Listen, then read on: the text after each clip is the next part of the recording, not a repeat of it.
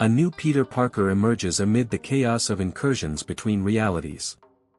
As the multiverse collapses, he carries not only the burden of being Spider-Man, but of saving an entire universe.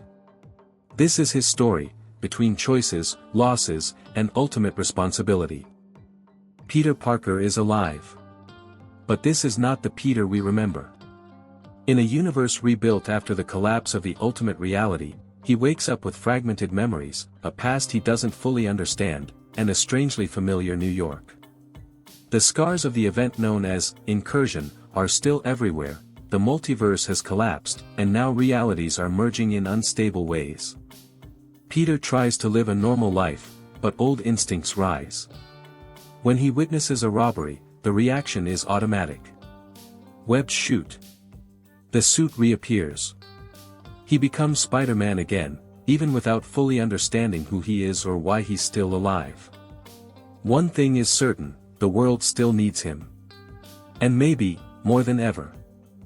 While stopping petty crimes, Peter is haunted by images he can't explain, memories of a death he shouldn't have survived. Familiar faces like Aunt May, MJ, and Miles Morales appear in his dreams and disjointed visions. He investigates his origin, digs through files, visits old hideouts. He discovers he's living in a New York reconstructed by the Illuminati after the events of Secret Wars. What were once separate universes are now one patched-together reality. But something is wrong. Dead villains return.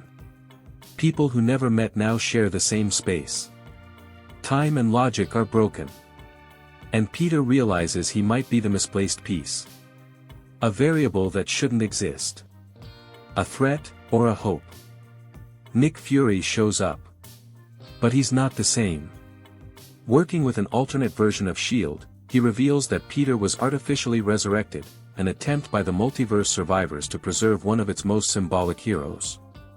"You're not the original Peter Parker," Fury says. "You're a legacy. A fusion. This new Peter is the genetic and psychic synthesis of different Spider-Men, Ultimate, 616, and beyond. He carries overlapping memories, conflicting moralities, and multiple responsibilities. That makes him unstable, but also powerful. Fury warns that a new incursion is forming, and Peter might be the key to stop it, or the final trigger for collapse. For the first time, Peter faces the question, what makes someone the true Spider-Man?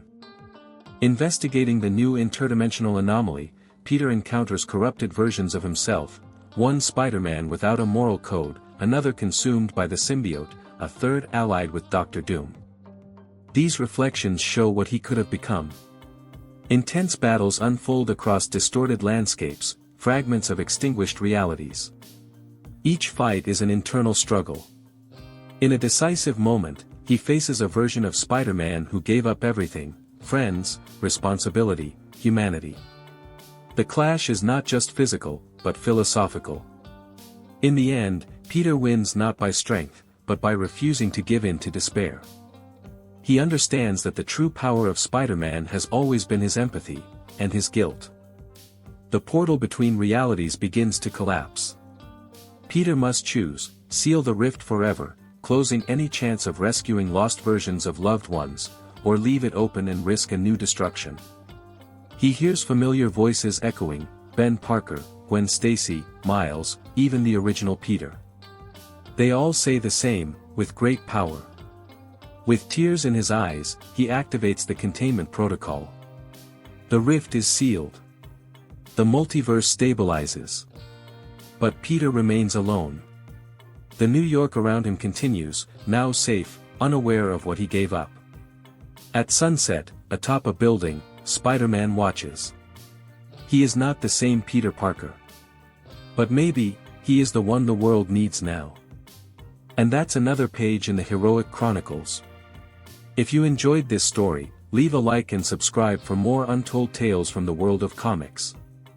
There's always another hero, another villain, and another turning point waiting in the shadows. See you in the next chapter.